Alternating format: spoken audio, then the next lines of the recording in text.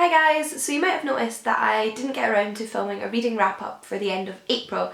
Instead, I'm going to give you mini reviews of most of the books that I read in April and May, a bit of a double wrap up since I missed a month there, but because of that it's probably going to take a little bit longer than usual and I don't want to dilly-dally nattering away here, so let's just jump straight in, shall we? So way back at the beginning of April, a book I actually started in March was Rebecca by Daphne du Maurier.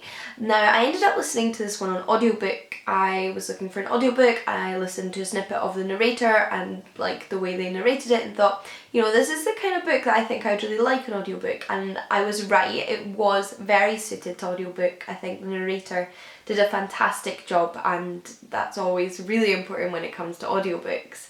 I have heard so many good things about this book. People rave about it. Mercedes loves it, Simon loves it, Lauren from Lauren in the Books loves it, and they're all people that I highly trust, and it seems to be a favourite of all of theirs, particularly Lauren. I'd also heard it was a little overrated from some other people whose opinions I also really trust, like Jen and Lauren from Reads and Daydreams. So I went into it excited but a little bit apprehensive of how I would react to it, and I certainly thoroughly enjoyed it. It's not a favourite book of all time, but it was a 4-star read. It's a bit of a mysterious novel set in the first half of the 1900s and following our protagonist, who actually remains nameless throughout the book but marries a widow at the beginning whose wife died not long before, and his wife was called Rebecca. When they return to Manderley, her husband's home, it seems to be haunted almost by the spirit of Rebecca, not literally, but in the background of everybody's minds and the way people treat the new addition to the household, as well as the mysterious circumstances surrounding her death. And it's an unravelling of Rebecca as a person, her relationship with her husband, what happened to her, and also how all of this atmosphere affects our protagonist, affects her as a person, affects her mentally, affects her relationship with her husband.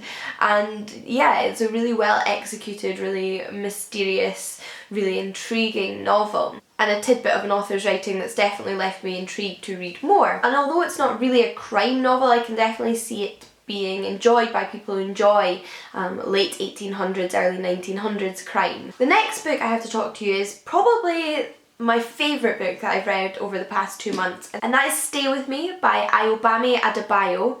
And this book was shortlisted for the Bailey's Prize for Women's Fiction, which will have its winner announced in 3 days. It's Sunday when I'm filming this, and I am so rooting for this one to win. You've heard me talk about it a little bit. It was in a monthly favourites as well as in an entire video I did dedicated to the Bailey's Women's Prize for Fiction and celebrating women writers in general, which I'll link above and down below. But you heard me say there, this was a 5-star read for me. I absolutely adored it, more than I ever expected to. I was certainly interested when I picked it up, but I didn't know how much I would love it. This one is set in 1980s Nigeria and predominantly follows our protagonist Yejide, who is a Nigerian woman who at the beginning of the novel, her husband marries a second wife because she has thus far been unable to bear a child for him. And he is pressured by his family to take a second wife in the hopes of having a child. From that point on, nothing goes necessarily as you'd expect it to. I think that premise leads you to believe it's going to go one very specific way and it's going to deal with very specific themes, and it does deal with those themes. It definitely deals with Yejide's lack of control and say in this relationship because of cultural norms from other parts of her family. It also deals with the pressure put on Yejide's husband, and it's a beautiful book, but what is so amazing about it is that every time you think you know how things are going, they go a way that you are not expecting. It's full of twists and turns. For such a short book, I was constantly on tenterhooks and constantly surprised, and I absolutely loved the direction it took. I loved the themes that it explored. I loved Yejide as a character and I loved following her journey. I felt very attached to her. My heartstrings were constantly pulled throughout the book. I felt very emotional, and what more could I want? It was a very passionate and enthralling reading experience, and I would love to read more by this author. I particularly liked the themes that it touched on about motherhood and identifying women's main role as motherhood and somehow being less of a woman because you're unable to have a child or even choose not to have a child. I think those are very important topics to consider, and yeah, I love the way this book explored them. I also read 4 ancient Greek plays over the past 2 months, 1 comedy and 3 tragedies. I mentioned in one of my favourites video that I went to the Classical Association conference in Kent this year, and it just had me super invigorated to read more ancient Greek literature. Not that I'm not constantly researching, I read a lot of oratory and I do read a lot of plays to subsidise my study of that oratory, but I just wanted to read them for fun. I just wanted to really get in there and read some of the ones I hadn't read before. And I also reread one play because it was relevant to what I'm working on at the moment. The one I reread was Helen by Euripides. This is one of my favourite Greek tragedies, just because it portrays one of the lesser portrayed versions of the myth of Helen of Troy, and in this version Helen was never in Troy, but instead the gods created a phantom type figure that replaced Helen, whilst Helen was kept safely in Egypt away from the war and the people that wanted to own her and possess her. And Euripides' Helen takes place at the end of the Trojan War, when Menelaus's ship crashes into Egypt and he discovers that Helen has been there all along. And I just love this play. I think it's Euripides at his best, giving you subvertive and lesser known versions of myths, and it's not really that tragic, but that's the thing about Greek tragedies. Ancient tragedies aren't necessarily completely tragic. That's not really what the origin of that genre is, and I just think it's a really enjoyable play. I also read Alcestis on the recommendation of a friend, and I enjoyed this one. This one is by Euripides as well, and it follows Alcestis and Alcestis' husband. The premise of the play is that Alcestis' husband is supposed to die unless somebody sacrifices their life in place of his, and his wife Alcestis offers to do this. And whilst the king is mourning Alcestis, Hercules comes to stay at the palace, and I won't give anything away other than that in case you're not familiar with the myth. Another interesting one. Not as much of a favourite as Helen, but I enjoyed reading it. I also read Rhesus by Euripides, which many scholars don't believe is actually an original Euripides play, but was instead written by somebody else. Not that important though from our perspective, just as readers for enjoyment, and I read this one and did enjoy it. Again, not a favourite. This one follows events during the Trojan War, where Odysseus and Diomedes have broken into the Trojan palace in order to steal the Palladium, which is a little sort of sacred figure.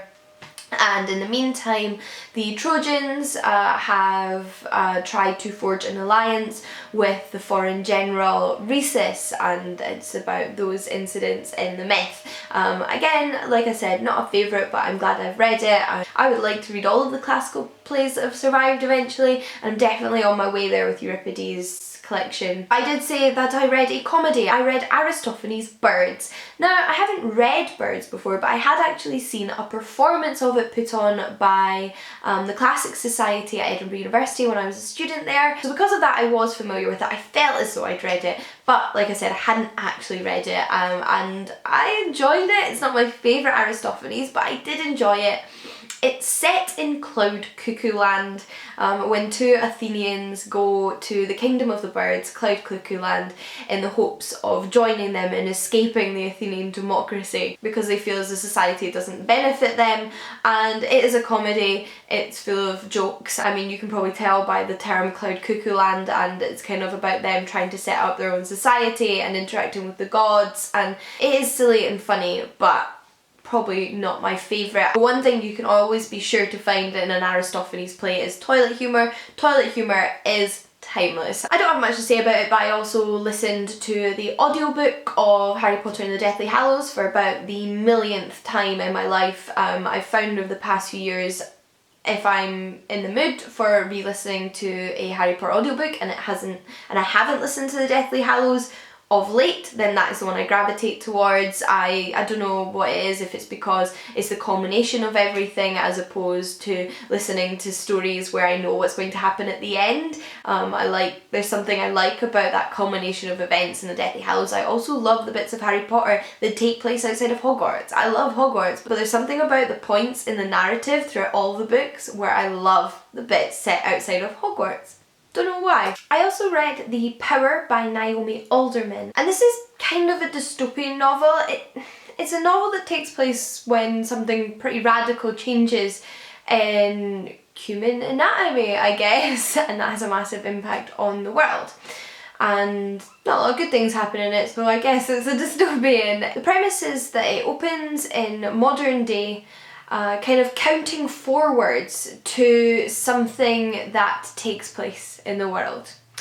And what is immediately happening is that women across the world, young women, are finding out that they possess this electrical power that runs through their body and that they can use to assert that power. They also discover that they can ignite this power within older women, and suddenly women across the planet have the upper hand in a world where men have always possessed the power and that I guess women haven't. So, you know, there's a role reversal there, and suddenly things are flipped around and things change and the whole world starts to change, and obviously lots of people react badly to this, men and women, and it's about what happens there. This is a very fast-paced novel. It's an incredibly interesting concept and generally well executed. I really enjoyed following it. I thought, like I said, it was very fast paced, so I felt like I was moving along, finding out what was happening, and I particularly enjoyed that in the beginning. Unfortunately, I think it started to peter off a bit for me.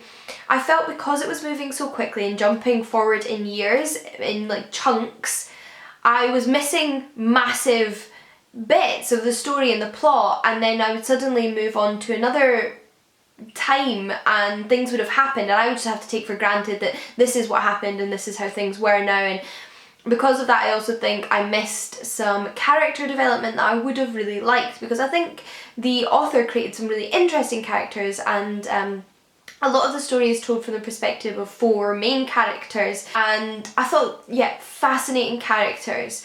Would have preferred to get to know them a little bit better than I feel I did, and I feel like we kind of missed some of that character development, or we're expected to take certain aspects of their characters and their relationships for granted because of the fast-paced nature of the book. And I think that could have just been improved upon. If it fell down a little bit for me as it went on. It just got too fast and I was a little bit annoyed by the end. But then actually there is a bit of an epilogue which really redeemed the book for me. So I was getting a little bit fed up, I have to admit, after really enjoying about the first 50%. I then got a bit fed up, but that prologue was fantastic, and the last sentence, if I remember correctly, was brilliant. I loved this last sentence. And what the epilogue and the prologue are both doing is setting up the story in the middle as if it is historical fiction, where a man is writing a novel based on historical research that he has done and is implying that the story you've just read is something that happened in the past.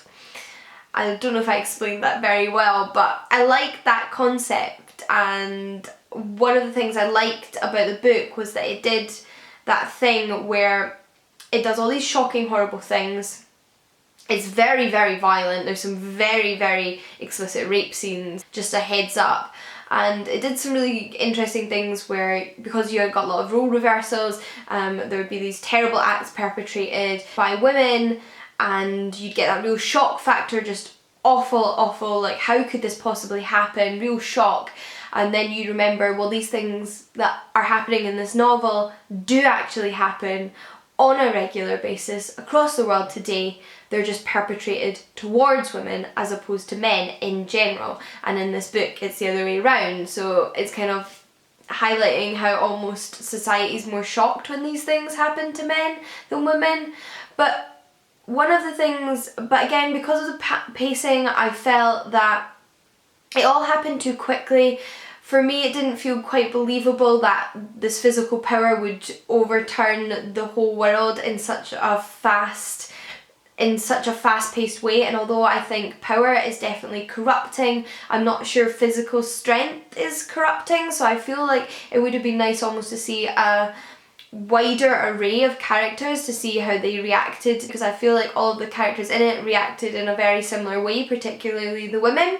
So it would have been nice maybe to see a few more characters. Basically, I like the concept. I think in lots of ways it was really interesting, but it just didn't quite hit the nail on the head for me, and there was lots of things I personally would have changed about it or would have wanted more from. So it was just a mishmash of things that really worked and things that didn't quite work for me, if that makes sense. I'm sure you've all read books like that.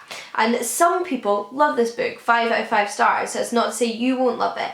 But those are a few of the reasons that it maybe didn't work quite as well for me, and I'd be interested to hear from those of you who have read it, because I do have a lot of thoughts, and I know a lot of people have been reading it. It's been quite a popular one, so please do let me know your thoughts on that one, because I'd love to chat about it more. I just have a lot going on in my mind about it. But I feel like this video is long enough. I've chatted to you about the books I wanted to chat to you about and share my thoughts on. I hope you have enjoyed hearing them. If you too have any thoughts on any of these books or have been interested in picking them up, I'd love to hear from you in the comments down below. And until next time guys, happy reading. I'll see you all again soon. Bye!